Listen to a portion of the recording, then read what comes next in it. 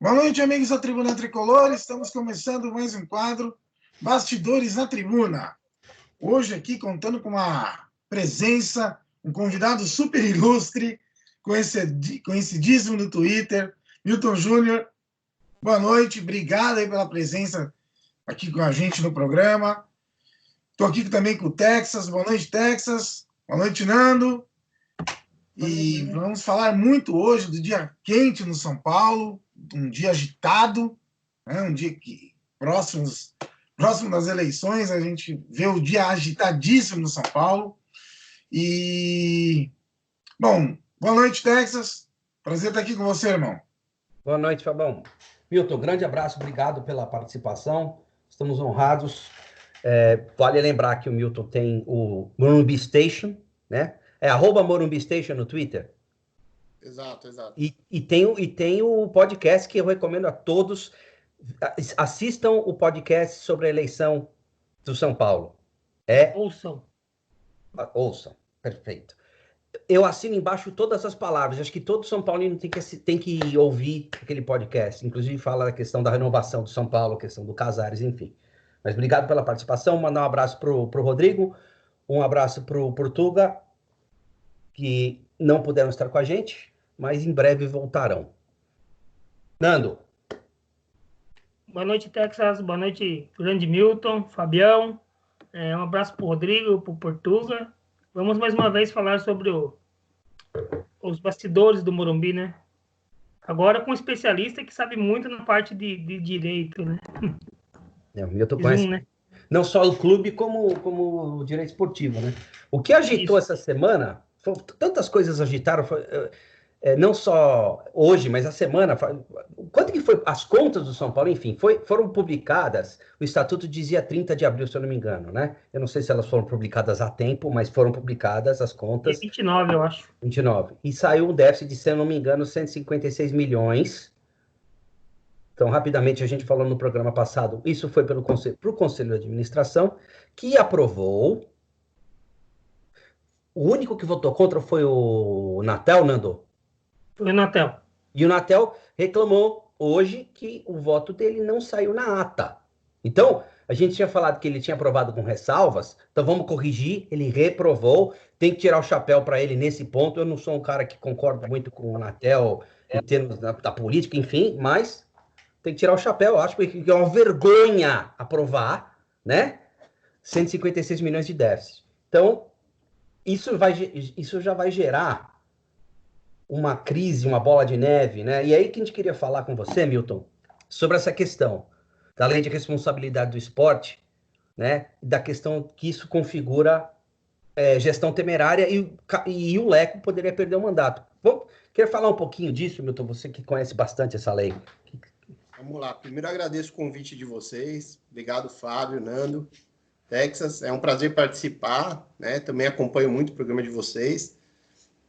Todo mundo que se propõe a falar do São Paulo com a mente aberta para a gente propor soluções e discutir algumas coisas que a gente enxerga que poderiam estar melhores, eu ouço e assisto. Então, agradeço mais uma vez o convite de vocês. Bom, realmente, essa questão da gestão temerária é uma questão que veio se desenhando, ela não surgiu de uma hora para outra. Lá em 2018, quando o São Paulo faz aquele negócio do Diego Souza com o Botafogo, aquilo gerou... Eu já vim incomodado com o São Paulo há muitos anos. Passaram N diretorias, desde Adalberto, Ataíde, Pinotti, e todo mundo fazendo muita bobagem com o recurso do São Paulo, dilapidando o patrimônio do São Paulo com negociações ruins. E eu já vinha muito incomodado. Quando acontece aquela do Diego Souza, me bateu um sentimento de que não é possível que a gente não tenha uma figura jurídica que englobe isso que está acontecendo com o nosso clube que a gente ama. E aí, estudei um pouco mais a fundo e me convenci de que o São Paulo estava gravemente ameaçado naquele momento de estar passando por um processo de gestão temerária. Milton, e aí escrevi um artigo. Desculpa te interromper, para quem não lembra, o Diego Souza, o São Paulo comprou, se eu não me engano, do Sport por 13 milhões e deu o Diego Souza para o Botafogo. Basicamente, Ele fez um comodato, porque ele cedeu a título não oneroso para o Botafogo. E foi isso que me incomodou demais. O clube gastou 13 milhões, né, nos direitos do atleta. Nos direitos. E mais o que gasta com salário e tal, porque isso daí é o negociado, tem o mercado, eu nem estou entrando nesse mérito. Trouxe o jogador não fez um papel que o tornasse uma figura descartável. Você poderia querer negociar o Diego Souza. Você poderia emprestar o Diego Souza, recebendo um valor talvez que não repusesse o que você gastou, mas pelo menos um valor que o mercado reconhecidamente pagasse. Você podia fazer algum tipo de negócio, mantendo por percentual do jogador para uma venda futura, caso você já o liberasse naquele momento. Mas não, o São Paulo simplesmente liberou ele para o Botafogo, colocou uma cláusula lá que a gente, de princípio, sabia que não ia exercer o direito de comprar ele, de renovar o contrato com ele, e aquilo como se não acontecesse nada. Então, quer dizer, o dinheiro que o clube investe num ativo, que o direito federativo é um ativo que o clube possui na vigência do contrato, e se desfaz daquela forma. Estudei a figura jurídica que caberia ali e fiquei convencido que o São Paulo poderia estar passando, valeria a pena prestar atenção, apurar se não estava ocorrendo uma gestão temerária no clube. Isso era 2018, e ali a ideia de gestão temerária, ela era subjetivamente aferida. Eu achava que estava ocorrendo gestão temerária, mas poderia achar quem não concordasse. Mas a gente vem vindo, e com o que aconteceu no exercício 2019, que o São Paulo fecha com um prejuízo de 156 milhões de reais, tudo muda. Por quê? A gestão temerária, que era uma tese subjetiva em 2018, agora é uma tese objetivamente enquadrada na Lei de Responsabilidade Fiscal do Esporte. Porque você tem lá o artigo 25, inciso 6º da lei, que diz, se você formar um déficit no ano posterior maior que 20% da sua renda bruta, da sua receita bruta do ano anterior, você configurou gestão temerária. E a gestão temerária, que no princípio era uma figura jurídica do direito penal, de direito civil, baseada em duas coisas, gestão fraudulenta ou atos ilícitos, a Lei de Responsabilidade Fiscal do Esporte traz uma nova modalidade para a gestão temerária, que é a gestão temerária por inaptidão do administrador. O administrador aqui pode estar de boa fé, pode ter feito ato lícito, mas foi inapto nas negociações e gerou prejuízo. Não oferiu receitas suficientes para pagar o que gasta e dilapidou patrimônio, de forma que o clube que apresenta um orçamento, um déficit 20% maior do que sua receita bruta do ano anterior, incorre em gestão temerária. E aí, objetivamente, não é questão de opinião. Hoje a gente pode afirmar que a gestão do São Paulo em 2019 foi temerária. Foi temerária. E aí caberia E aí cabe os efeitos decorrentes da gestão temerária. Procedimento de apuração, porque, embora o fato esteja aí, precisa existir um procedimento formalizado dentro de um clube que conclua, coloque isso no papel, conclua que houve, a lei foi ferida e houve a gestão, e aí o dirigente é afastado e fica inelegível por 8 anos. Mas o que acontece? O São Paulo, desde 2018, não me pergunte por quem entende dessa coisa de política é o Nando, o São Paulo optou por não fazer o que tinha que fazer em relação à verificação disso. E aí eu quero até fazer uma ressalva, porque assim, eu acho que isso tudo ocorreu pelo sistema do São Paulo, que está viciado de tal forma e está na mão do mesmo grupo há tanto tempo, que a esses cabe a maior responsabilidade. Porque o presidente não tem aptidão, mas o conselho de administração não fez sua parte de ser um órgão de auxílio na gestão executiva do clube. O conselho fiscal não fez sua parte de cobrar o conselho de administração como o estatuto prevê. Então, é tudo um arcabouço que é um sistema altamente viciado, me entende? Tanto que eu acho que a gente só não está pior porque a gente tem o Raí Lugano lá. Porque com todos os defeitos que possa se falar de Raí, por ser um cara que está na função pela primeira vez. Pelo menos a gente sabe que a gente vinha por um caminho até 2017 muito pior, em que além de a gente gastar mal, a gente não via nada sendo construído no grupo, com o campo, né? E agora a gente já enxerga isso, mesmo com todos os defeitos do trabalho. E eu sei que o Raí tem várias críticas, inclusive eu, como telespectador de vocês, sei que vocês criticam bastante o Raí, mas eu entendo que essa gestão temerária ocorreu pelo jeito que o São Paulo está organizado estatutariamente e pela questão dos órgãos não terem feito a lição de casa. Talvez por conveniência de não se queimar uma gestão, porque no futuro esse grupo almeja alguma coisa, ou simplesmente por omissão, porque aí depois é outra coisa que a gente pode conversar, porque o clube precisa de uma renovação, o clube precisa ter mais gente, mais sócios participando do processo político do São Paulo. O processo do São Paulo é muito fechado ainda, é um processo de eleição indireta. O São Paulo está em 1984. Né? Então, o sócio elege o conselheiro vai falar por ele na eleição do presidente. E não é difícil um sócio de um clube saber se figura A ou figura B vai ser um presidente mais razoável ou não. Todo sócio de qualquer clube associativo, qualquer clube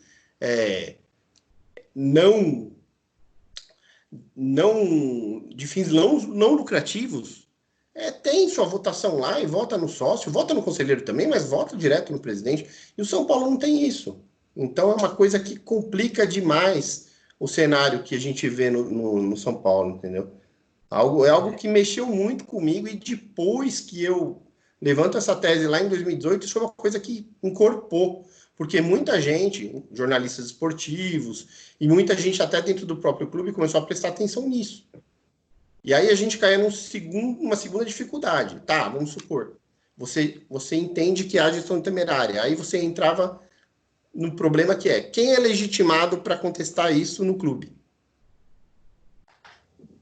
Então, seria ou 1/5 dos sócios em assembleia geral, um conselheiro, 1/5 do clube todo, ou o conselho, ou o conselho deliberativo. E aí o conselho deliberativo tem sua formação fisiológica, cheia de vícios que a gente já conhece, e por isso talvez não tenha acontecido nada. E por isso talvez o conselheiro que foi buscar na justiça o direito de ter acesso a alguns contratos, mesmo tentando na justiça, está com dificuldade. Por quê? Porque todo um sistema preparado para proteger o status quo. O que a gente fala, né? O estatuto foi bem intencionado, mas a política mostrou outra realidade. O Conselho de Administração, Nando, você não me deixa mentir, o Conselho de Administração hoje não é um cabide de emprego, mas ele é uma massa de manobra política, onde existem os conchavos. O Pimenta hoje está com o Casares. E está com o Leco. Porque foi guindado ao Conselho de Administração. A única coisa do São Paulo que não tem política é o Conselho Consultivo, que são os verdadeiros cardeais, eram, né? Mas tem uma idade ainda lá, né? Sim. Sim. Mas eu digo, o estatuto não permite manobra política para o Conselho Consultivo. E aí a maldita reforma do estatuto do terceiro mandato do Juvenal, o São Paulo hoje, na composição atual dos 240 conselheiros, 2/3 são vitalícios. A gente falou isso, 2/3. E quando você tem eleição de vitalício, passa do pai para o filho, para o neto, para o avô. Não estou criticando, porque tem famílias com tradição, muitas, como a do Itagiba, né? Como do Office Bloom, são pessoas que têm a própria família Anatel, tudo mais. Mas será que esse processo, como o Milton estava falando, perdão, cachorro aqui, mas esse processo ele não inibe a renovação no clube? O Internacional de Porto Alegre aboliu o cargo de conselheiros vitalícios. Seria o mínimo do São Paulo, né? Muita gente fala do sócio torcedor, tal, tudo bem, mas o mínimo é acabar com o conselheiro vitalício. Infelizmente, nós que conhecemos... Não me deixa mentir. Nunca vai acontecer. O conselho nunca vai voltar para ter os vitalícios. Tudo que tem que passa pelos vitalícios. Eles nunca vão voltar para perder a condição do vitalício, né, Nando? Então, é bem isso mesmo. E como o Milton estava falando lá da gestão temerária, eu estava pensando aqui, né? Que ele falou, o pessoal lá viu tudo isso e não votou nada. Tipo assim, fazendo conjecturas. Não tinha também como provar também a má intenção do Conselho Fiscal ou de administração, porque, pelo o que parece, eu não posso dizer 100% do fiscal que eu não vi o relatório deles, mas parece que eles votaram com ressalvas lá a favor.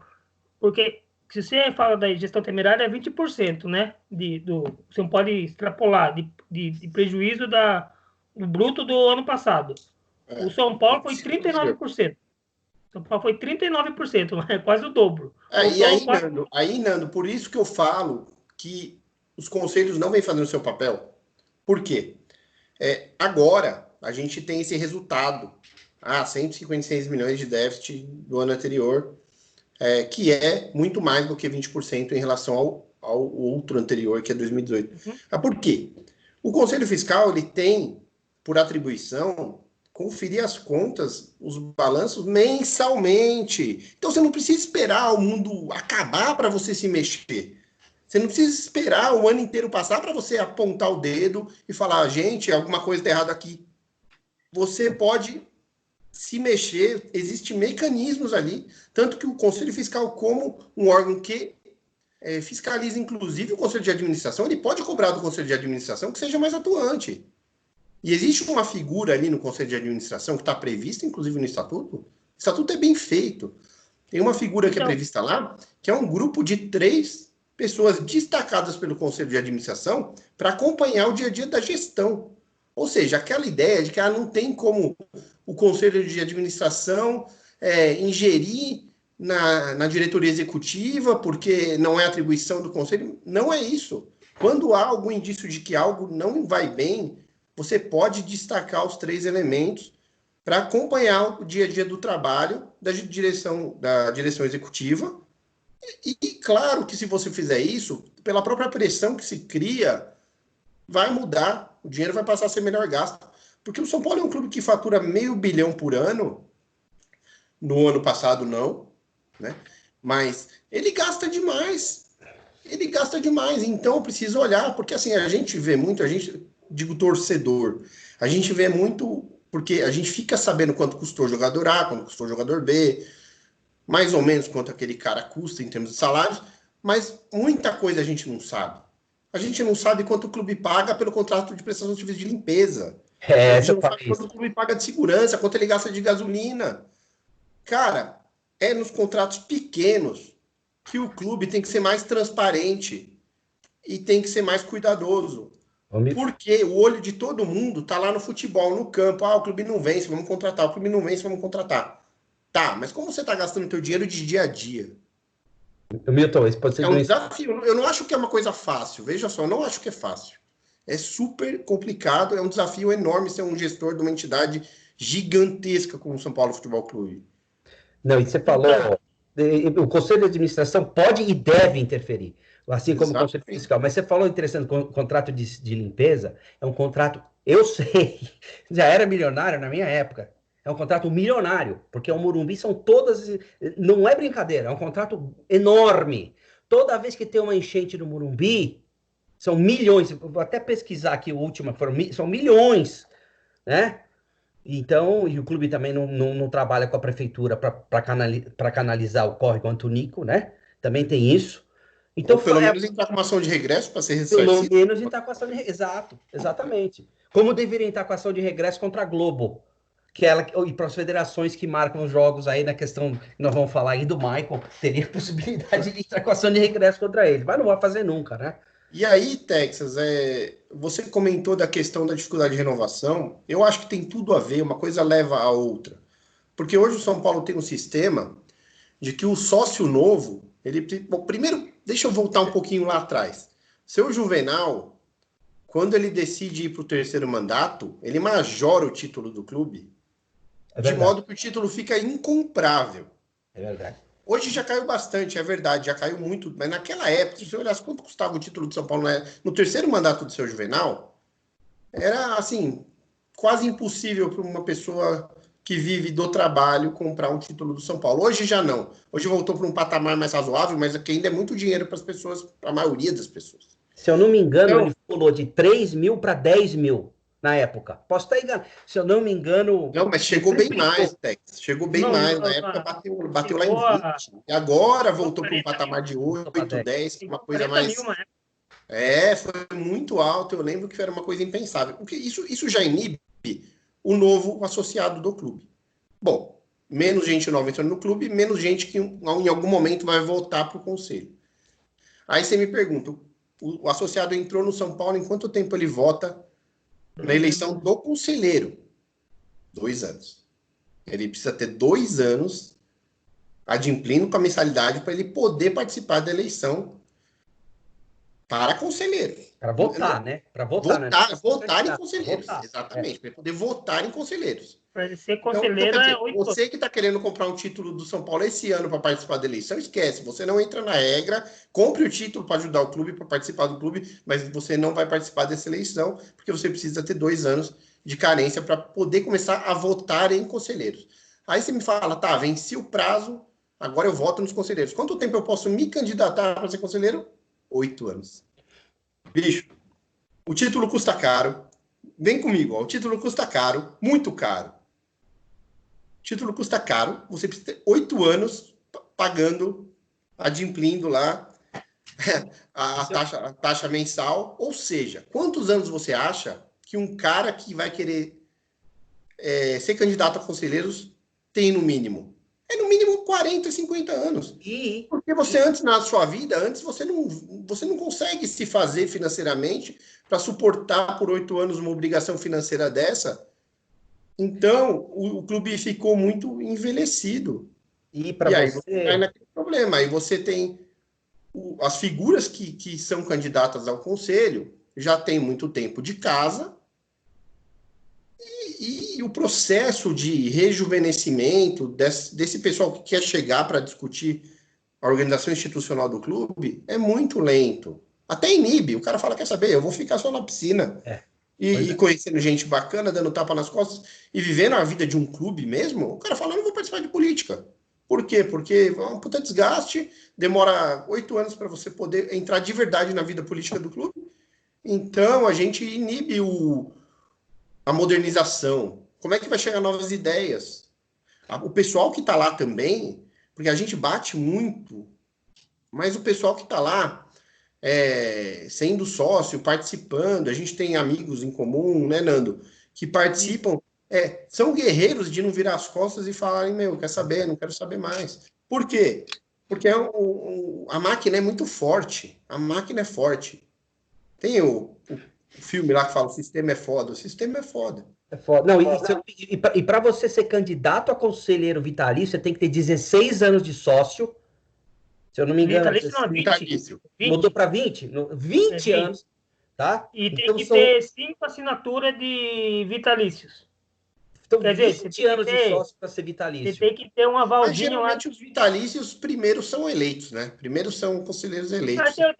Tem alguns que pulou. Que pula essa etapa. Então, mas falando sobre isso, a gente falou do sistema lá, né? Por exemplo, teve os 156 milhões de déficit.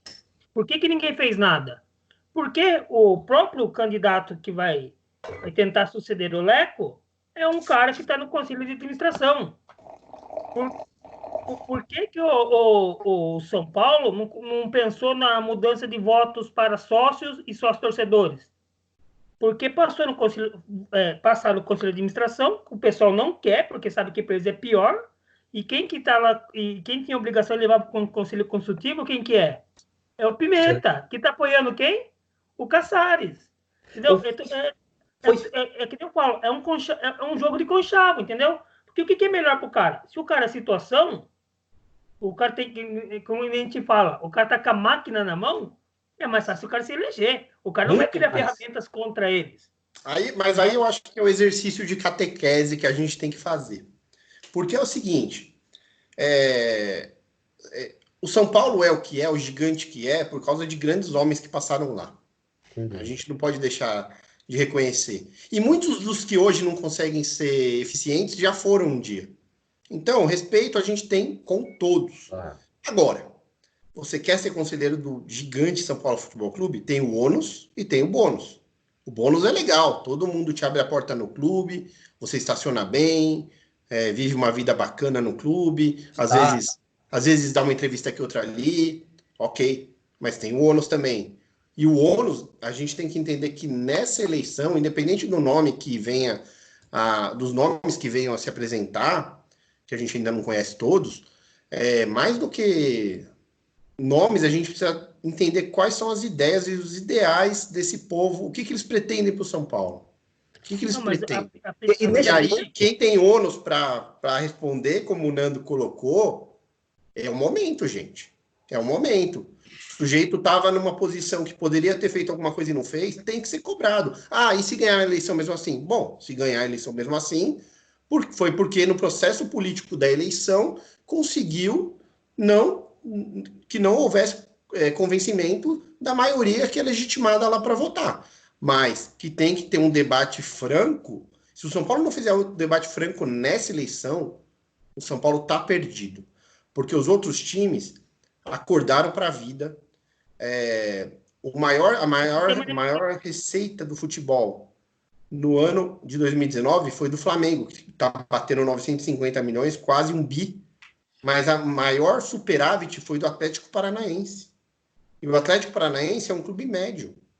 É um clube médio. Que está se virando para ser mais eficiente e utilizar melhor o dinheiro. E eles aí vai falar, mas vendeu 2 jogadores fantásticos. Então, vendeu, mas a gente fez a nossa história vendendo jogadores fantásticos. Mas nem vender, a gente não consegue vender mais. Qual que é a última grande venda do São Paulo que passou, sei lá, 20 milhões? Eu não lembro. Mas eu estou querendo dizer que em relação ao seguinte, os clubes estão cuidando de gerar mais dinheiro. O Fortaleza fez um trabalho espetacular no marketing e está gerando muito dinheiro. Mas então, aí que eu falo. Até eu ouvi um podcast hoje do pessoal do Glória e Tradição, que é o pessoal que torce para o Fortaleza, eles comentando justamente isso. Que o Fortaleza fez números que para o Fortaleza eram números inimagináveis. Passou de 100 milhões de faturamento. Nossa! E os caras estão felizes. Estão felizes pra caramba. Por quê? Você tem que olhar para a realidade, estabelecer uma meta possível e trabalhar para ela. Não dá para não ter meta. Aí você vai no São Paulo e você coloca um cara que foi Alan Zimmermann, que sofreu processo criminal. Hoje você tem um cara do basquete tomando conta do marketing. Quer dizer, o programa de sócio-torcedor que foi pioneiro no São Paulo foi o primeiro clube a ter programa de sócio-torcedor. Hoje praticamente não existe. Não existe. Aí você tem o seu Casares, que vai no Twitter, aliás, ele me bloqueou no Twitter, porque ele não admite uma crítica. Ele vai lá e fala, temos que fazer o nosso plano de governo, compliance. Por que você não foi? Por que você foi o pitbull do Juvenal para o terceiro mandato? Por que você aprovou essa vergonha de 156 milhões sem ressalva, sem nada? Você está no sistema, Casares, desde que você entrou no São Paulo na situação. Agora você vem com esse... O que você fez? Me mostra o que você fez. Além do seu discurso hipócrita e demagogo. O que você fez para mudar a situação? Você não só o que ele fez para mudar, ele foi uma ferramenta fundamental para manter o que está aí, para construir e manter o que está hoje no São Paulo. E sabe o que é o pior dele de tudo? O que mais me irrita do Casares, velho, até se eu ver ele pessoalmente, eu falo, não tenho problema nenhum, cara. Como ele é um ser egocêntrico. Ele fala em o São Paulo tem que ter união, velho. O São Paulo tem que ter, pelo menos, o mundo é da democracia. Você pode gostar de A ou B, não importa. Ele acha que tem, com tudo que está passando no São Paulo, tem que ser alguém aclamado. Meu Deus! Se tem uma oposição que mal consegue ter acesso a documentos que ela deveria ter, imagine se todo mundo aclamar alguém. O que vai acontecer? Ter uma oposição que seja pequena, que agora que eu acredito que não esteja tão grande no momento, eles não conseguem nem fiscalizar, porque negam o documento. Imagina se todo mundo fizer um conchavo e falar, não, vou eleger fulano e tal. O cara vai ter carta branca para fazer o que quiser, meu. Eu até temo uma coisa que do Brasil. A eleição passada foi muito pautada em ataques. Muito pautada em ataques. Porque não tem ideias. E não se discutiu nada de importante. E aí você viu o Pimenta, que obviamente, uma figura mais preparada para presidir o São Paulo do que o Leco. O Pimenta não saiu na foto. Perdeu a eleição ali, faltou pouco, mas perdeu. Porque o foco da campanha foi o tempo todo essa coisa de nome. Eu fiz isso, eu fiz aquilo, eu estava com esse. Mas, o que você planeja como você vai fazer? Porque dizer que vai fazer algo não é tão difícil de elaborar. Você se cerca de gente boa, você diz, vou fazer tal coisa, e às vezes é uma ideia boa. Mas como você vai fazer? E por que você não fez se houve oportunidade? Ok, venha e se explique. Tive essa barreira. A transparência. O Leco pegava a transparência, você não consegue ter acesso a nada. E outra para mim, é simbólico isso. O Pimenta ficou atacando o Leco o tempo todo, o Leco atacando o Pimenta, aquele grupinho, não sei o quê. Cara, um ano depois, os caras estavam juntos. Não, mas ali, Nando, existe uma... Fora, entendeu? Na época eu fiquei incomodado, mas assim, existe a figura ali na composição do Conselho de Administração que um nome vai vir da oposição, de quem perde a eleição. E tem que ser alguém. Se o Pimenta era o cara mais preparado para ser a oposição no momento, eu achei até digno da parte dele de falar, ok, eu não vou virar as costas, eu vou participar. Mas eu esperava ele atuante no Conselho de Administração. Mas aí eu me frustrei. Porque ele era o presidente do Conselho Consultivo, então era normal ele se auto-indicar e se os outros aprovam, ok. O que eu falo é o seguinte: a atuação quem dele. conhece os bastidores de São Paulo sabe que não deu um ano da eleição do Leco, ele já não era mais oposição, ele já era situação. Quer dizer, do que era para ser oposição, ficou 9. Aliás, não ficou 9 porque o Natel rompeu com o Leco, né? E como o Milton falou, eu concordo com o Milton com relação do Pimenta assumir. O problema é que ele foi conduzido ao Conselho de Administração na figura de oposição, ou seja, uma figura para fiscalizar, até para o equilíbrio de freio e contrapeso. De contrapeso, mas ele não fez, ele simplesmente carimbou tudo que o Leco fez. Então esse é o problema, é questão de credibilidade. Qual que é a credibilidade do seu Casares? Quando ele fala de plano de governo, quando ele fala de compliance. Quer dizer, Casares, você aprovou um déficit de 156 milhões de reais e você vem falar de compliance? Pelo amor de Deus. Mas o pior de tudo é que, tipo assim, os caras falavam lá que no estatuto tinha a ideia de você fazer o estudo para fazer separação do social, futebol e sócios, otários, sócios torcedores. Né? Mas isso está engavetado.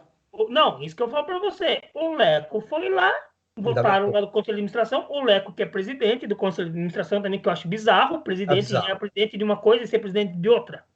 Entendeu? Eu acho já bizarro isso. Daí o Pimenta se juntou com o Leco, ele devia levar para o Conselho Consultivo. Esse estudo nunca chegou nas mãos do Conselho Consultivo. E aí, Nando, eu falo bastante, mas vocês me perdoem, que você deu um gancho que eu acho que eu preciso falar isso aqui. Muito se fala do clube empresa, da ideia de clube empresa. Bom, os projetos de lei estão aí no Congresso. Se passarem, melhorará muito a parte fiscal para os clubes, vai ser muito mais incentivador dos clubes virarem empresas, porque hoje é uma coisa surreal a diferença de carga tributária para uma associação sem fins lucrativos e empresa.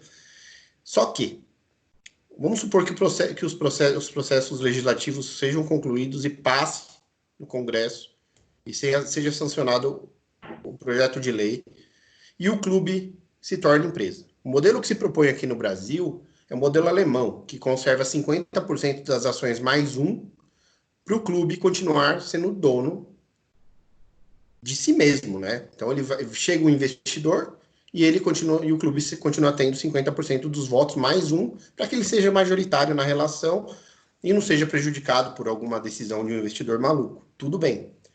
Então o investidor, vamos supor que isso aconteça e chega um investidor, fala, tá bom, eu entendo que sua dívida é equalizável, eu vejo que você tem um potencial, você tem 20 milhões de torcedores, vamos investir aqui. Tá bom.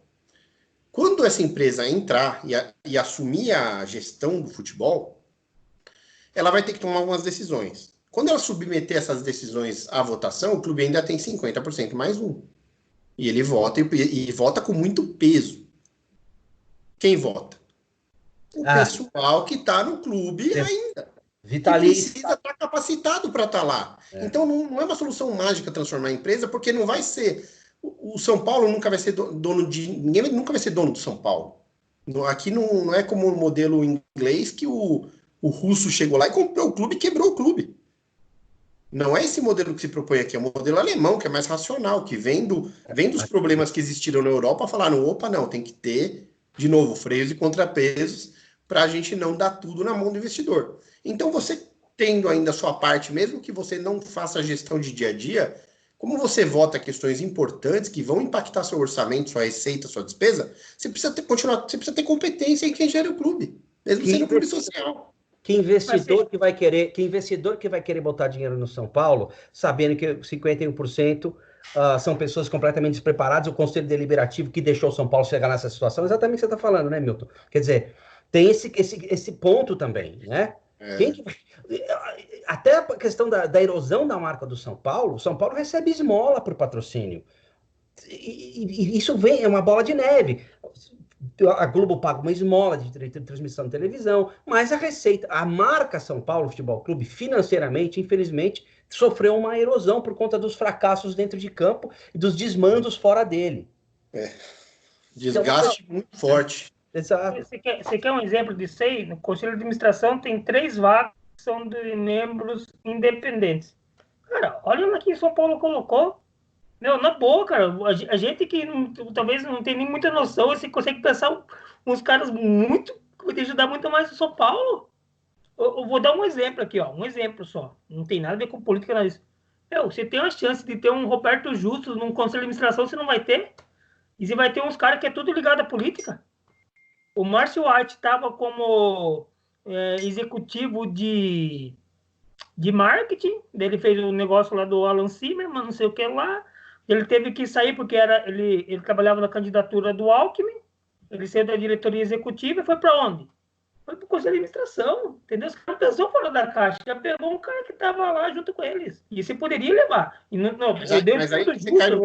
quantos caras não tem? Quantos empresários que não tem? O próprio Pedro Diniz. Entendeu? Aí você cai em outro ponto, que, assim, gente que já tem um nome no mercado só vai chegar para o futebol, assim, eu tô falando com esse status aí, grandes empresários com uma carreira feita, porque, assim, a gente vê no futebol muita gente nova, despontando na carreira de gestor e tal, como o próprio diretor, o CEO do Grêmio, que é um cara super capacitado, mas, assim... essas figuras pesadas que poderiam já ter chegado mais perto do clube, eles têm muito medo de fazer isso, porque em termos de imagem há muito a perder. Porque se esse cara chega aí e não transforma a situação, ele vai ser cobrado. A gente é chato pra caralho. Pode falar, caralho. Eu sei, mas é só pra você. Mas ele tinha chance de convidar, Conselho de Administração lá, convidar lá, uma reunião por mês que os caras fazem, olha lá. E tipo assim, mas daí tem outras áreas, cara, que fica mais evidente isso. Por exemplo, vou dar o nome como exemplo só. Não estou julgando pessoa competência nenhuma mais. Mas vamos lá. A São Paulo diz que tem que ter estatuto entre 3 e 9 diretores executivos. Quem são os diretores executivos que São Paulo colocou e tudo aprovado? O Pinotti não tinha experiência nenhuma, virou diretor de futebol. O Elias Albarello... O Adalberto Batista ele tem experiência do ramo. Mas por que desde eu comecei a pesquisar, ele nunca foi diretor de finanças do São Paulo? Por quê, então?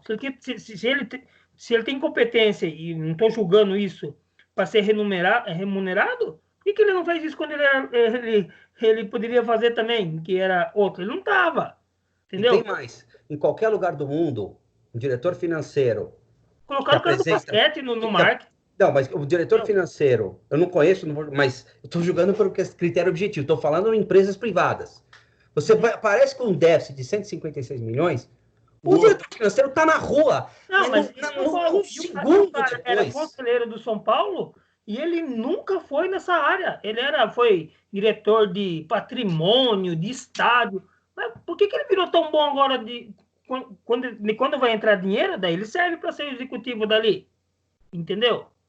É que eu falo, para mim pouco me importa, cara, se o cara é conselheiro ou não é. A pergunta que eu faço é a seguinte: se ele era tão bom naquela área, por que quando ele não teve a chance de assumir antes, ele não pôde fazer? Porque, quer dizer, então, de graça para mim não me interessa, agora pagando eu vou fazer. E outra coisa, né? Que nem você falou, 150 milhões de déficit, né? Nem tão bom assim o cara deve ser, né? É o São Paulo, ele é é política. o São Paulo, ele é aquele. O Muricy fala uma coisa que é bem real. Ele é um Boeing desgovernado. Ele é um Boeing desgovernado. O São Paulo, ele tem uma capacidade gigantesca. Ele tem uma estrutura gigantesca. A marca do São Paulo é muito forte. Eu sou formado em marketing e eu frequento muito ali o Morumbi Concept Hall e Milton, tem falado muito isso pro Texas. Tá abandonado. Tá abandonado. E eu adoro o Concept Hall. Pô, eu adoro. Eu fui lá esses dias. A loja que eles montaram lá, que não é a loja da Adidas, é uma loja que tem o nome. O contrato da Adidas é horroroso. É péssimo. Mas uma coisa, Fabão, rapidinho. O Concept Hall do Morumbi, crédito seja dado ao Juvenal, é a coisa mais próxima que eu vejo dos estádios americanos que eu frequento aqui diariamente. Mas o problema não é isso, Texas. O problema é que, tipo assim, os caras fazem loteamentinho de coisa ruim, entendeu? Ele colocar uma mega loja. Na boa, o Milton mora em São Paulo, Fábio, vai na loja da Adidas em qualquer shopping e vai do São Paulo que tem lá no Morumbi. É muito diferente. A loja do São Paulo do Morumbi, a loja que montaram naquele espaço que era a loja da Reebok, que era. Eu vou falar, eu fui com uma expectativa. Pô, cheguei lá, um baita de um desânimo. Não tem nada na loja. Péssimo atendimento. Você vai ter de jogo lá, a única coisa que você consegue comprar em dia de jogo do São Paulo é copo e agora com as bonequinhas do Santo Paulo que os caras estavam fazendo ultimamente, cara. Não, a loja tá fechada domingo. A loja fica fechada. Como fala nos Estados Unidos aí, o match day aqui não funciona. Todo lugar que eu participo, eu falo a mesma coisa. Acho que se alguém me acompanha mais, já deve estar de saco cheio. Mas você tem que pensar em ganhar dinheiro, não é no dia de jogo, é no dia que não tem jogo. Mas isso tá... você tem que ganhar dinheiro, você tem que se virar, faz receita, aí promove ações de incentivo de consumo, engaja. Você não pode ficar parado. Você tem que fazer renda, você tem que ter coisas ali que o pessoal da região frequenta. Para ir lá, fazer ação, Morumbi Tour com ídolos, né? Visitas. Você tem que movimentar o estádio. Agora, o que movimenta o estádio ali, os restaurantes que tem ali, que são bons restaurantes ali. Mas são poucos ainda. Imagina para quem é da região. O cara vai algumas vezes, ele fala, não vou hoje mais, mas se tivesse bem mais coisas ali, fosse quase uma praça de alimentação, talvez fosse mais frequentado, o aluguel custaria mais caro lá, tudo vai junto, sabe? Eu acho que e se você São Paulo não pode pensar o Morumbi só como uma coisa para receber futebol de domingo. São Paulo tem que pensar o Morumbi como algo que o turista vem a São Paulo, ele visita o Morumbi para conhecer o estádio. Aí fala, mas já existe Morumbi Tour. Tá, mas tem que ser muito mais atrativo. O Texas estava falando que a NBA faz. Pô, eu não sei se é assim, Texas, se é verdade, mas falam que a NBA o pessoal assiste a quarta parte do jogo, o resto o pessoal fica circulando no ginásio, na arena. Inclusive, você tem uma coisa que é chamada, você faz o tour no dia do jogo. Você vai... Isso é uma outra coisa. Então, e também, você tem aqui, por exemplo, o Estádio do Aço, Minute Maid Park, você tem sim, marcas de peso, restaurantes, sabe? Que todo mundo conhece. Você tem coisa para todas as faixas econômicas. E você tem... As lojas são impressionantes. Então, você tem uma série de atrativos. O clube faz, por exemplo, antes do jogo, em playoffs, faz o que chama Street Fest. Eles fecham a rua e você chega 2 horas antes, tem banda tocando ao vivo, tem... sabe? Tem um tema, comida, bebida... coisa para que, sabe, uma série de coisas, um evento realmente que gira em torno. Então você tem, além do dia a dia, né, que não seja em dias de jogos, mas você faz daquele jogo, não é apenas o cara chegar no estádio e ir embora. E eu acho que também a proibição de bebida alcoólica em estádio de futebol, assim... tira o dinheiro do clube e passa para o ambulante também, né? Nada contra os ambulantes também, tem que ganhar o dinheiro deles também. Né? Mas é uma receita que o clube pede monstruosa. Gigante. Monstruosa. Você quer um exemplo, Texas? Você, não sei se todo mundo que acompanha a NFL, eu que o Texas, a gente fala que a gente odeia o Dallas Cowgirls, né? Mas, você chega lá, cara, os caras têm uma máquina de foto lá, que negócio virtual, você chega lá, paga um X valor lá, você vai lá, eu quero tirar foto com o QB dos caras, você puxa o QB. Vai vindo foto virtual, cara, entendeu? Você puxa os jogadores atuais, você vai lá, tira uma selfie com os caras. Muitas coisas dá para fazer, muitas ideias. Mas... quando o clube joga fora de casa, você pode ter gente no seu estádio. Claro que você não vai ter público de dia de jogo, mas você pode ter lá 1.000 pessoas participando de uma puta noite para ver o clube jogar fora, sabe? Você faz um evento bacana lá, sei lá, né? Licenciar a marca, trabalhar a marca melhor, negociar melhor direitos de transmissão. Tem muitas coisas que o São Paulo pode evoluir. E não precisa fazer isso só estiver ganhando. Acho que esse que é o erro. Porque os caras acham que só dá para você ter peito quando você tá ganhando. Mas não é assim, não. A gente estamos... Já que nós entrou um pouco no esporte americano, se o Knicks for fazer só quando eu ganho, então tá morto, então, né? Um dos que mais fatura no mundo, né? O New York Knicks. O São Paulo porque ele não ganha o título, acho que desde 71, se eu não me engano, 71, 72, uma coisa assim. O São Paulo parou no tempo. Só que você chega lá em Nova York, é uma atração. Pode ser o time mais ridículo, patético do Knicks. É uma atração você assistir. O São Paulo é tricampeão do mundo. Deveria ser uma atração para os turistas. E você vê alguém do São Paulo, de qualquer, ou conselheiro, ou diretor, ou qualquer um que seja, que vá buscar, eu vou fazer um estágio ali.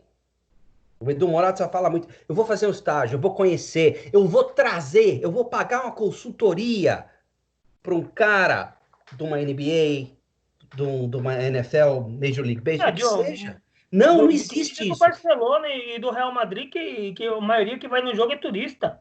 Você tá passeando lá, é turista. Eu acho que tem esse ponto, mas tem o ponto de você... querer se capacitar, né? Exato, São Paulo não tem ninguém.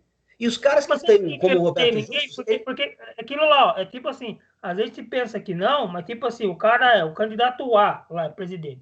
Daí, tipo assim, agora não tem mais negócio de conselheiro por enquanto, né? Até acredito que vão fazer o vice-presidente de volta. Daí o cara vai lá e fecha assim, tá o grupo lá, fala, então, né, vai apoiar você?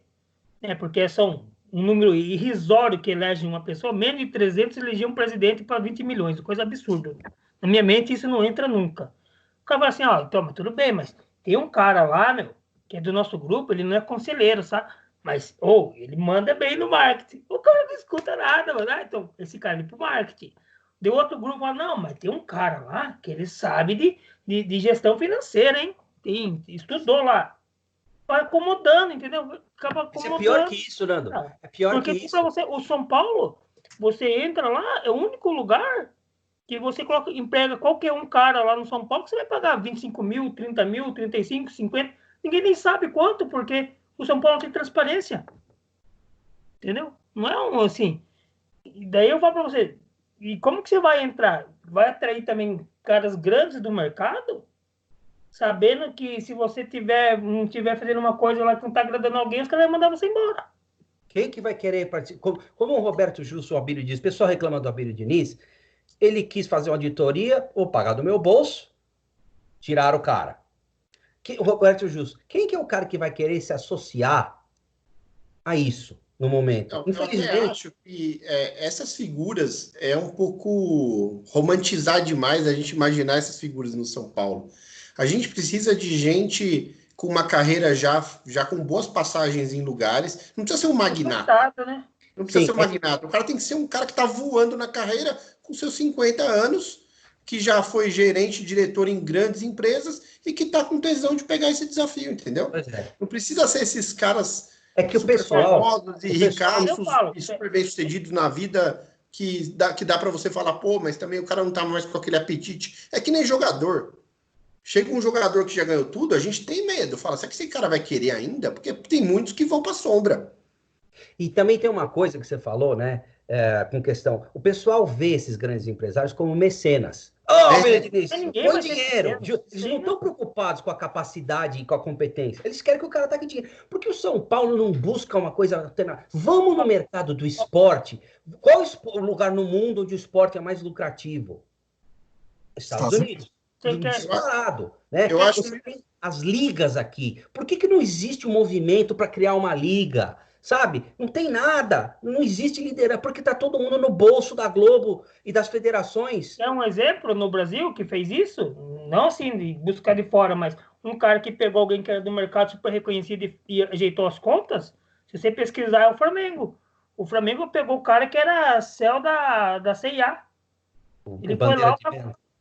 O cara foi lá e falou assim, ó, não, o Bandeira de Melo era de outra família, ele contratou o Céu, que era da CIA lá para fazer Mas o Bandeira de Melo, ele nunca tinha, não entendia, não era, ele foi como um cara de finanças que deu um jeito nas contas do clube. Não, mas mesmo assim dá para fazer toda a transformação no clube, de empresarial, de coisa assim, de colocar esse know-how de pessoas da área, ele levou o cara que era da CIA, cara, entendeu? Porque o cara que sabe, tipo assim, fazer a parte administrativa... Meu, se o cara tem competência e tem experiência, o cara pode vir, não precisa ser de um clube do futebol, não precisa ser um São Paulino, tem que ser um cara experiente que deu resultado. E tem que querer, né, Nando? Porque um nome que toda hora aparece e que é acima de qualquer suspeita, capacitado, preparado, vivido, é o Leonardo. Todo mundo, em algum momento, fala, pô, o Leonardo é um cara perfeito. Pois é, essa é a questão. É muito importante saber se aquela pessoa planeja para a vida dela naquele momento algo assim. Muita gente já não planeja mais algo assim, porque já roeu o osso já. Ele vai querer. O cara está acomodado, a mulher dele... Não, mas não quer nem morar no Brasil, Nando. Mas isso que eu falei, ele não quer morar no Brasil. Ele vai sair da Europa lá para vir viver aqui, para pegar uma bucha... Mas aí é criatividade. Usa o cara como consultor. Nós estamos fazendo aqui. Sim, o cara não precisa morar no Brasil. Perfeito. Ele não precisa morar no Brasil. Ele tem que participar de alguma forma. Ele não precisa ser o cara. Um nome aí, não sei. Eu acho que vai ser meio... Eu acho que, sei lá, que pode pintar no São Paulo, não vou dizer que é com a oposição, com a situação acho que vai manter quase os mesmos nomes. Mas um cara, mano, que pode ajudar, um cara que conhece tudo, inteligente, você sabe que se prepara, é o Kaká. Mas o Kaká, você não precisa colocar o Kaká no dia a dia de São Paulo agora. Você pode pegar o Kaká e falar, o Kaká, então, precisa fazer adequações aqui no CT. O que você viu lá na Europa, no Real Madrid, que nem podia... Não, você não precisa contratar o cara. Você pode pedir a opinião do cara. O Kaká, não, mas o Kaká está se preparando para isso, ele está fazendo curso de gestão da Messi. Mas você já não precisa contratar ele primeiro. Meu, pede sugestão do dia a dia para ele, fala, o que você acha disso aqui? Entendeu? O que você viu lá no Real Madrid? O que você viu lá no projeto que você jogou nos Estados Unidos? O que você acha que nem poderia fazer aqui que os caras estão fazendo diferente lá? O problema é que esse pessoal do São Paulo hoje, eles têm um ego muito inflamado. Eles acham que eles conhecem tudo. São Paulo parou um exemplo que eu falo para você? O São Paulo, todo mundo fala que o Muricy entra no São Paulo sem o Leco. Eu duvido que alguém tenha coragem de colocar o Muricy, cara. Porque a hora que colocar o Muricy, a gente sabe de que é o Muricy, cara. Você acha que o Muricy tá lá como coordenador lá. Ele tá lá no CT lá. Daí chega lá, sei lá, vamos falar do Casal. O Casal foi eleito lá, deu grupo, o conselheiro do grupo tal que votou no Casal. Ó, tá vendo uns amigos do meu sobrinho? Ele quer ir lá no CT. Você acha que o Muricy vai aceitar? O Muricy expulsava conselheiro do vestiário. Você acha que ele vai querer no CT? Não, mas não é nem isso, Nando. O Muricy, se o cara chegasse para ele e falava, ó, eu vou liberar nosso volante aqui da base para ir para a seleção, jogar amistoso, e vou contratar o William Farias. Cara, o Muricy ia falar, você não vai fazer isso, não. Eu quero o moleque aqui e você não vai contratar ninguém. Essa é outra coisa que você falou, Milton, que me revolta. O São Paulo é um capacho da CBF. Nossa. Porque o São Paulo, eles tiram o jogador do São Paulo, nem é data FIFA, o São Paulo dá o jogador. E o seu Rogério Caboclo, que se diz São Paulino, eu não quero que ele favoreça o São Paulo, eu só não quero ser prejudicado, como o São Paulo é na arbitragem. E ninguém no São Paulo, para chegar e ter para o São Paulo não ser prejudicado, Mas é sempre assim, é clássico, tira um jogador nosso, não tira do outro time. O São Paulo diz amém a tudo. Bem ou mal, o seu Juvenal Juvencio batia de frente com o Ricardo Teixeira. Isso deu uma consequência para o clube, que roubaram o São Paulo, tiraram o campeonato de 2009 absurdamente do São Paulo, mas era um cara que o São Paulo não... Texas, mas eu vou te falar que não é privilégio nosso, não. Existe uma normativa aí que você emprestou o jogador para a seleção tem que remunerar o clube pelo período que o jogador ficou fora. Sabe quantos clubes no Brasil exigem da CBF isso? Nenhum. Eu me lembro, Milton, na minha época... Ninguém tem coragem de cobrar. Falar, se ficou com o cara, você vai pagar esse tempo para mim. Na minha época de São Paulo, a CBF devia 2 milhões de reais, há 20 anos, mais de 20 anos atrás, 2 milhões de reais. E eu preparei um dossiê, eu fui até, vamos entrar, nem me responder.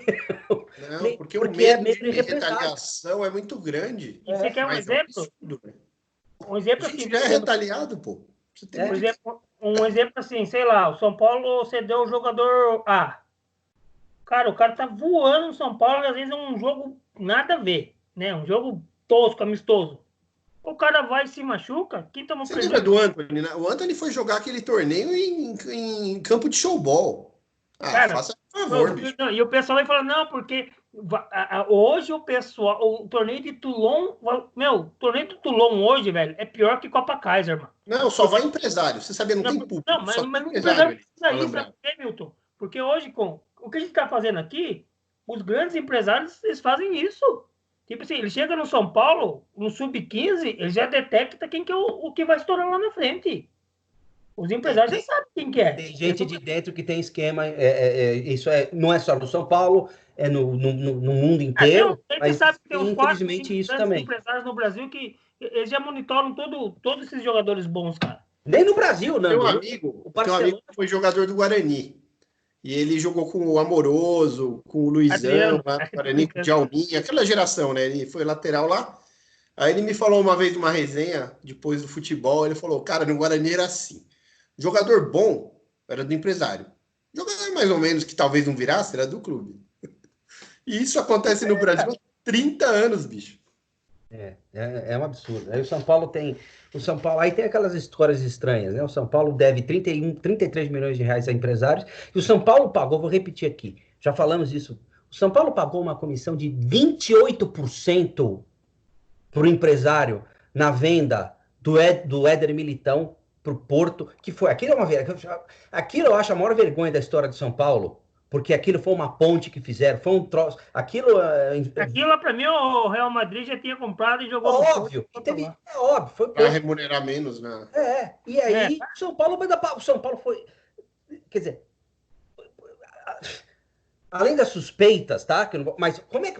Me explica que teve alguém no Conselho Fiscal ou no Conselho Deliberativo, talvez o Denis, alguém foi perguntar, alguém foi a público perguntar por que vocês pagaram 28% de comissão numa venda que foi por uma merreca, que o contrato ia vencer, sendo que 3 segundos depois o Real Madrid comprou o jogador. 28% de comissão não existe. Então, são várias coisas que você... o São Paulo é o clube que mais paga comissão no Brasil, eu acho. Então, quer dizer... Aí tem um outro ponto. A FIFA... Bom, as entidades de futebol, isso a CBF também, elas estão passando por um procedimento lento, meio que a contragosto dos manda-chuvas, de modernização de gestão, de tentar ser mais transparente, tanto que na CBF tem um grupo aí de 20 jogadores que estão pensando em como pode tornar o Campeonato Brasileiro mais atrativo e tal. E na FIFA também tem um grupo lá que, depois de tanta corrupção, compra de sede de Copa do Mundo, esse inferno todo, está tentando fazer alguma coisa diferente para o futebol melhorar de verdade e não ser só uma coisa de jogar para o holofote, né? E dentre tudo isso, tem uma iniciativa lá para limitar comissão de empresário a 3%. Bom, eu nem sei se 3% é um valor que remunera suficientemente, porque às vezes o cara negociou um bem, mas 100 não vingaram. Mas, enfim, tem que ter um valor que seja incomum para todos os clubes, justamente para que não aconteça isso. Porque uma prática muito comum é o seguinte, as negociações são feitas, chega a ser um valor X, a média de mercado é entre 8% e 10%. Eu acho bom que a FIFA pense em 3 para que se chegue nos 5, 6, já melhora. Agora, sim, por que às vezes você tem negociações que vão muito fora da curva? Porque muitas vezes é um toma lá da cá. Eu te pago mais aqui e você me retribui por uma empresa que te presta um serviço. Sabe, no futebol tem muito isso. E isso para todos os clubes. Isso é uma prática enraizada no futebol. O futebol é altamente corruptível, né? Altamente corruptível. A China, a lavanderia de dinheiro para o mundo. A gente falou isso no programa passado. O futebol, quer dizer, por exemplo, o Liverpool. O Liverpool não compra ou vende jogador através de empresário. Não, eles não falam com o empresário. Se o outro clube que está comprando ou vendendo, o Liverpool se recusa a falar com o empresário. Então é uma coisa louvável numa cultura na Inglaterra onde se permite isso. Agora, porque o que acontece? Nós misturamos a liga com a seleção brasileira. Então você tem que haver, como aqui nos Estados Unidos, eu repito, vou continuar repetindo, você tem uma liga, os clubes são sócios e tem um CEO que é empregado dos clubes, que gere aquilo, que gera, administra. Aqui você tem um monte de clube e tem um cara numa hierarquia superior que comanda tudo. Ou seja, você tem represália, você tem tudo. Obviamente que não é perfeito o sistema de uma liga. Mas você não pode ficar escravo. A CBF ganha bilhões de reais, não repassa para os clubes. Antes tinha uma... Isso não existe mais, mas os clubes, na minha época tinha isso. O clube tinha que pagar 10% de qualquer venda de jogador para a CBF e 5% para a Federação Paulista. Quer dizer, é uma tirania as federações. Para que existe federação estadual? Quer dizer, então, e ninguém vai atrás disso, porque ninguém quer perder a boquinha, o privilégio. Então fica... Eu acho que os clubes têm que partir deles, ter melhores práticas, porque como o meio é todo muito complexo e é muito também cobra comendo cobra, como diz no ditado, o clube tem que ter muito claro os valores que ele não vai arredar pé, entendeu? E aí, a partir dele, ele começa, se ele conseguir dentro dele ter mais integridade, transparência, aí sim ele pode começar a tentar levar isso para os outros e pensar no conceito de liga com seriedade. Pô, o clube lá na NBA, o cara teve que se desfazer do controle acionário porque falou uma bobagem. Falou uma bobagem, a liga chegou para ele e falou, venda sua parte, não aceitamos mais isso aqui, um abraço, vendeu. Exato. Por quê? Porque existe valores e integridade. Tem que ser de dentro para fora. Isso. De dentro para fora. Você tem que ter... A gente tem um ex-empresário aqui que sabe muito bem disso, que é o Fabião. O Fabião foi empresário de jogador. Foi, não, com certeza. Ele sabe como que é a política dos caras. O Fabião não é o meio... Você até desistiu da carreira. E o Fabião até saiu por causa que o Fabião é uma pessoa ímpar, né? O Fabião não é igual isso. Sem dúvida, sem dúvida. Mas eu saí, eu desisti, porque realmente eu fiquei trabalhando nessa área durante 1 ano e meio, Milton. Eu fui agente daquele Cicinho do Santo André que foi para as Porcas depois. Lateral. O lateral direito. Ele foi para lá, eu já não era mais empresário dele. Cara, é de embrulhar o estômago trabalhar nessa área. E eu tentei da melhor maneira possível, sempre sendo muito correto com todo mundo. Fui taxado de idiota, fui taxado de bocó, fui taxado de trouxão, de banana. Entendeu? Fui taxado de tudo quanto é tipo de nome. De frouxo. Quando foi isso? Que ano, mais ou menos? Foi em 2008. 2007, 2008. Agora já, assim, o mercado de agentes está com mais regras, né?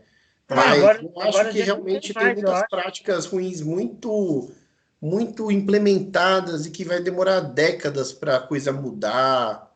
E é um grupinho porque o futebol lida com valores que quase nenhum outro esporte lida. E é um grupo. Não assim, os fora de série, como o NBA, David Manefel. Não, é um cartel também. É um cartel. Hoje em dia funciona assim, pelo menos na visão que eu tenho. Tem 5 ou 6 megas empresários e tem aqueles pequenininhos. Os pequenininhos pegam, mas o que é? Para fazer intermédio. É até um grupinho fechado. Trabalha para o grande. Esses 5 ou 6 aí, se até você jogar no Google, você vai ver os 5 ou 6 empresários lá. os caras controlam tudo, entendeu? Porque ele não dá espaço. Uran, Bertolucci. Uran, Bertolucci, aquele Carlos lá, que foi lá. Carlos Leite. O Pepinho lá, o Pepe lá, o Giuseppe. Pepinho, aquele cara da Ásia lá, que é empresário do Hernandes, o Lee. E você tem aí, inclusive, a questão dos empresários na seleção brasileira, que é uma coisa a família histórica. Finger, né? Que é uma coisa histórica, que é imoral, né? Você vê quantos anos que você vê jogadores indo para a seleção. Não, todo mundo sabe que eu torço contra a seleção brasileira, não por questão de patriotismo, porque eu não vou torcer para uma entidade que prejudicou tanto o clube que eu amo. Tanto e prejudica. Enfim, polêmico, mas eu vejo assim. Eu gostava da seleção brasileira até 82, 86. Você tinha lá o Júlio de Coutinho. Você assistiu a Copa de 54, cara. Não, a minha primeira foi 78, por favor. Mas você tem essa questão, né, dos empresários na CBF, essa influência aí suspeita, vai. Mas não é na CBF, cara. Você vê isso no mundo, né? Você cata lá na Europa, lá é Jorge Mendes. Também, não é só a CBF. Mino Raiola, isso, né? Mino Raiola, ele chega lá pro cara e enfia a faca no pescoço do cara e fala, vou vender o cara e pronto. Lembra da Juventus com o Pogba? Eu não quero vender o Mino, mas não importa se você quer vender ou não quer. Eu tenho proposta dele, ele quer ir, ele vai. Entendeu? A palavra do time pouco importa. Se você conseguir ganhar um valor que você acha justo para você, tá bom. Porque você vai perder o jogador. Porque o cara vai fazer corpo mole, o cara vai... Você sabe que é assim. Então. E os caras... E hoje em dia, o que você vê mais hoje em dia? Hoje em dia, eu sou da época, não vou falar a idade de vocês, que vocês são mais velhos que eu, isso é óbvio, né? Mas, tipo assim, nós somos de uma época que o jogador jogava no time 10 anos, 15 anos, né? 8 anos, pelo menos. Hoje em dia, o jogador joga 1 ano, 2 anos, muda de time.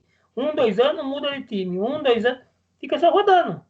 Na própria Europa, tá difícil o jogador ficar, né? Você cata lá uns caras que tem no Real Madrid lá, o Sérgio Ramos, que tá há bastante tempo.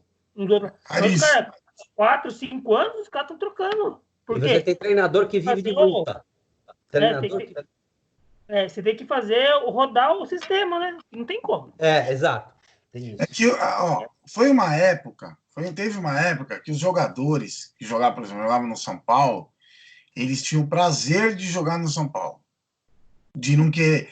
Não é qualquer propostinha de merda que aparecia para jogar no Chievo da Itália, que os caras já não iam desesperados a querer ser vendido.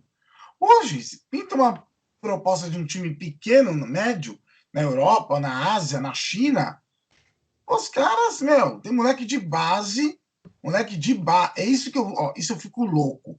O São Paulo investe uma baita grana, tem um puta CT, tem uma puta estrutura que é a Cotia, investe uma grana, uma bala pesada, e essa molecada, não vou dizer que são todos, mas uma grande parte, que não ganharam nada, que nem chegaram no profissional, já estão se achando craques, já estão se achando... Mas é o sistema, né, Fabio, que nem hoje em dia.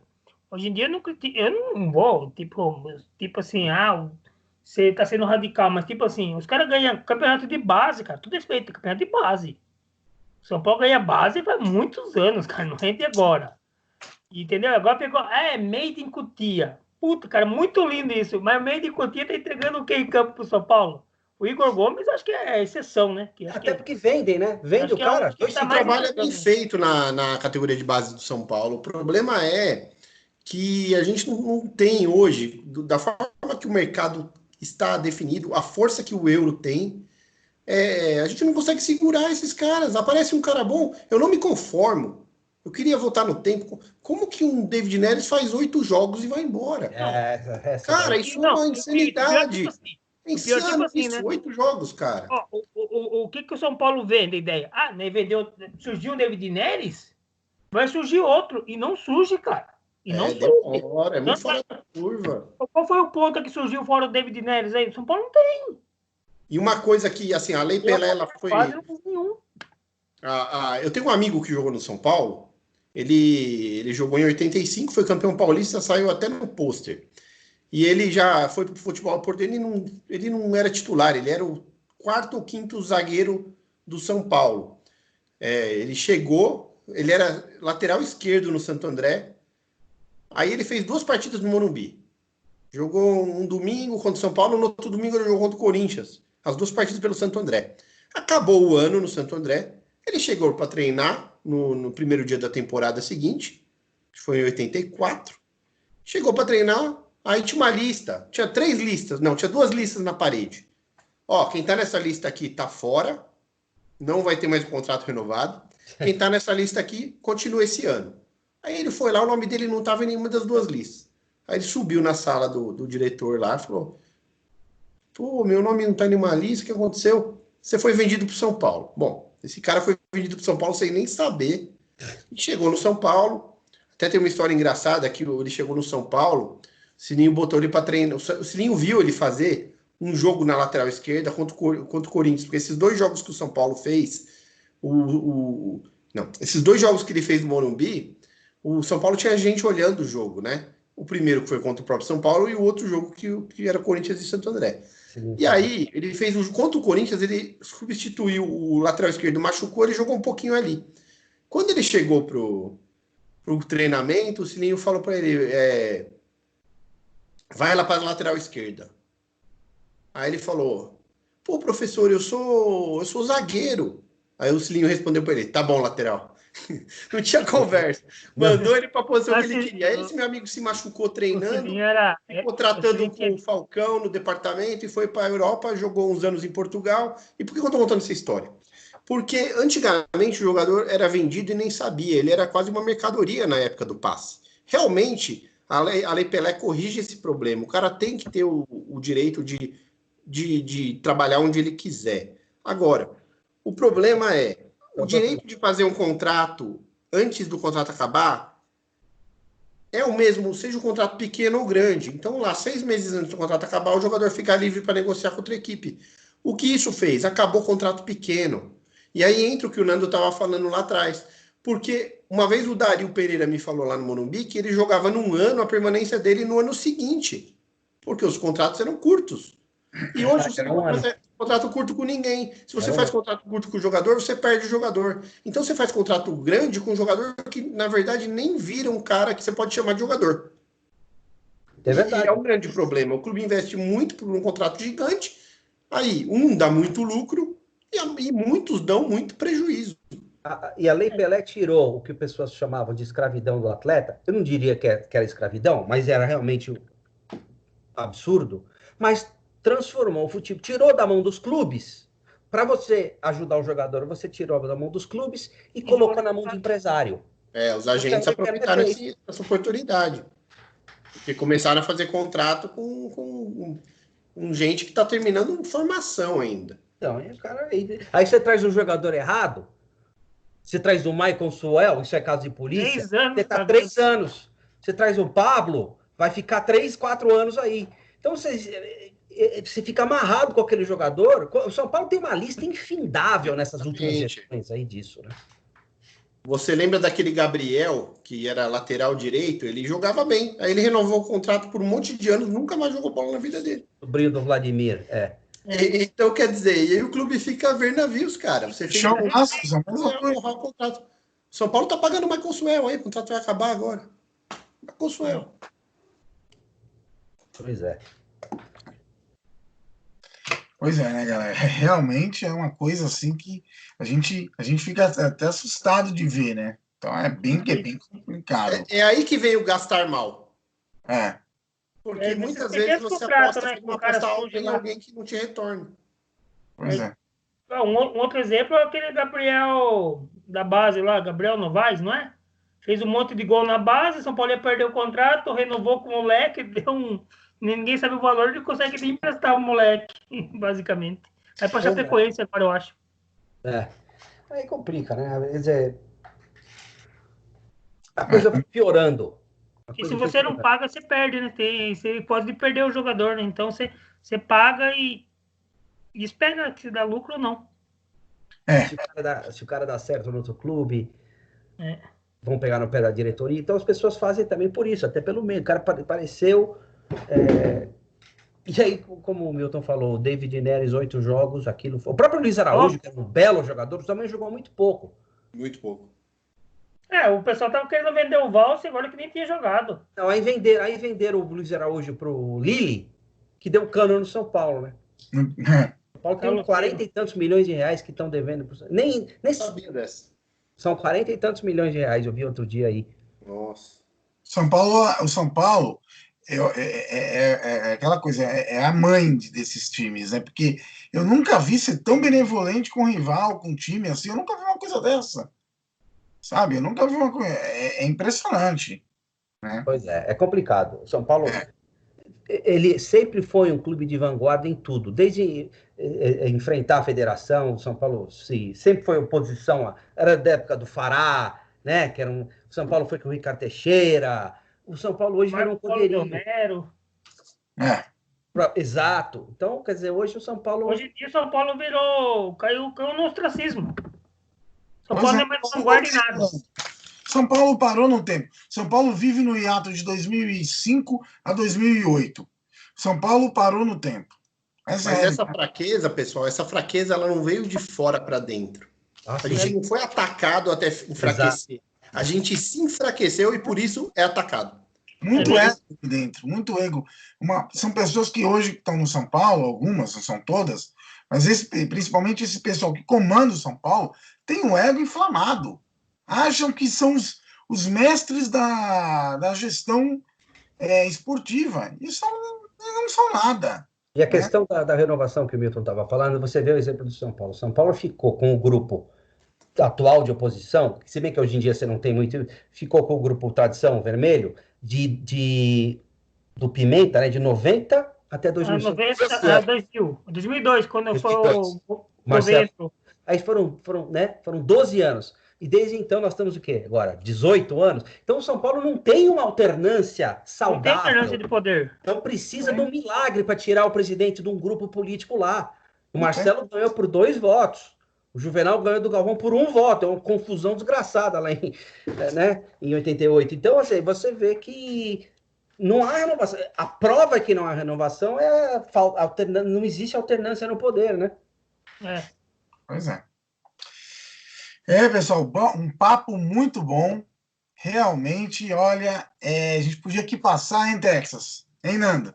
Pois é. Chamar o Milton mais vezes aí. Não. Então, a gente tinha um assunto, a gente estava falando do programa que a gente queria falar, dessa questão do Maicon, de acordos aí, mas um papo é tão bom que a gente nem vê o tempo passar. Então, a gente já fica o convite para o Milton para voltar, para a gente falar desses outros assuntos e de outros mais, porque é um bate-papo realmente fantástico. Pô, obrigado. Aqui está super aberto para você, um papo muito bom, maravilhoso, sensacional. E, bom, pessoal, vamos finalizando aqui mais um programa, agradecendo sempre o carinho de vocês com a gente. Muito obrigado. O feedback que vocês têm dado para nós é sensacional. É o que a gente sempre fala, né, Texas? O Tribuna, a gente aqui, é claro com vocês que nos acompanham. Aqui ninguém faz rodeio. Aqui nós somos claros. Porque aqui todos nós somos apaixonados por esse escudo aqui, ó. Por essas cores. Tá aqui hoje. Ó, aqui. Eu tô errando o símbolo, eu tava com a camisa aqui. Aqui, ó. Não, essas 3 cores aqui é maior que qualquer coisa. É o que eu sempre bato aqui na tecla. Esse pessoal que está lá dentro, eles vão embora. O São Paulo vai ficar. Então, o São Paulo é feito para nós, torcedores são paulinos, que é um clube gigantesco e o maior, na minha opinião, sempre vai ser. Então, é um clube que sempre precisa estar no topo, né? Milton, obrigado pela presença, mais uma vez. É o que a gente falou aqui, as portas aqui, o programa está aberto para você vir mais vezes. Muito obrigado aí. Se quiser dar um recado final, fica à vontade, meu amigo. Não, beleza, eu agradeci mais uma vez, né, o convite, foi muito legal mesmo, o tempo passou voando aqui.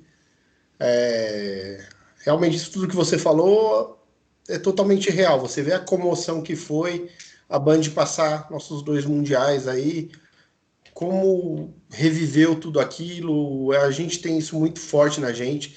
Eu até acho assim, o São Paulo não é aquilo. Aquilo é o melhor do São Paulo.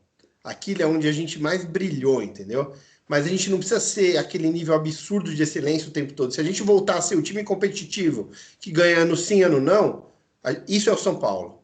E de vez em quando brilha. Mas brilho é para poucos momentos, né? A gente não brilha a vida inteira, a gente brilha em alguns momentos da nossa vida e no futebol é assim também. Então a gente precisa primeiro retomar a nossa capacidade de competir, para depois pensar em brilhar mesmo. Então, muito obrigado a vocês, foi um prazer participar e quando puder, estamos aí. Obrigado. Prazer foi nosso. Milton. Texas, prazer estar aqui com você, irmão. Sensacional, programa nota 1000, hein? Obrigado mais ao Milton. E nós vamos com certeza aí gravar mais programas com ele, porque ele é um cara que conhece como poucos o direito, como um todo, e o São Paulo também, né? Mais uma vez, obrigado, Milton. Grande abraço. Maravilha. Nando, um prazer estar aqui com você, meu amigo. Valeu. Um abraço aí para o Rafa, um abraço para a Pan, um abraço para o Edinho, para o Vitão. E São Paulo, como sempre nós falamos, ele não é grande, ele é gigante, galera. Um abraço a todos, boa noite. Um abraço, Rafa. Boa noite. Salve, mais querido. Forte abraço.